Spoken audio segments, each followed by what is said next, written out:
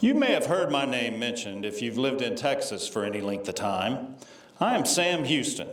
I was born March 2nd, 1793, the fifth son and fifth child of Samuel and Elizabeth Paxton Houston on their plantation in Rockbridge County, Virginia. My people were of Scot-Irish descent, and I was reared a Presbyterian.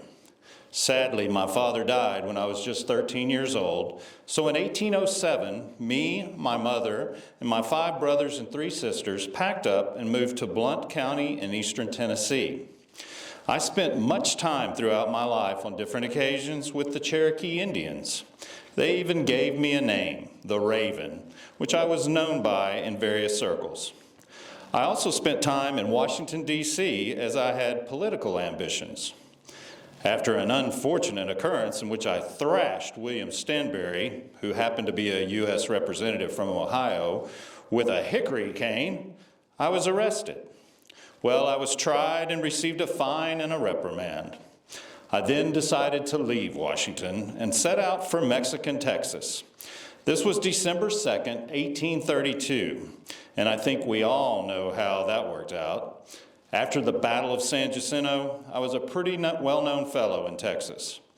I was elected the first president of Texas and was known as Old San Jacinto. As a matter of fact, I served 2 terms as president, from 1836 to 38 and 1841 to 44. I served as senator from the state of Texas from 1846 to 1859. I was governor of Texas in 1859, but due to my stance on anti-secession, I was replaced by Edward Clark. As most people know, I was a great advocate of statehood for Texas, which we finally attained on December 29, 1845. Now, let me back up a little and talk about my personal life. In 1840, I married Margaret Moffitt Leah of Marion, Alabama. She was 21, and we had 8 children. Even though I was against Texas secession and I never swore allegiance to the Confederacy, my son, Sam Houston Jr., fought for the South and was wounded at the Battle of Shiloh. Now back to why we're here. While governor of Texas in 1859, myself, along with Thomas Jefferson Rusk, opposed the rising sectionalism of our country. Even though I was a slaveholder, I supported the Missouri Compromise of 1820, which banned slavery north of the latitude 3630. I also voted against slavery in Oregon Territory, which most Southerners held against me. This is why you find me in Gilmer, Texas in 1861.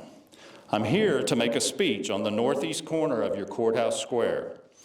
I'm here to beseech the people of Texas to vote against secession and remain a part of the Union that we so lately have become a part.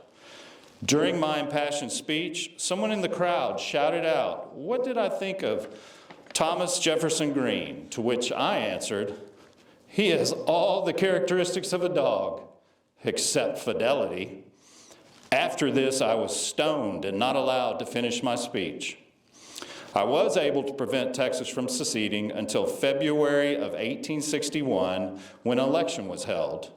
Texas voted 3-1 for secession, and in Upshur County, the vote was 953 for and 57 against. I and my family then retired to Huntsville, where I died in 1863.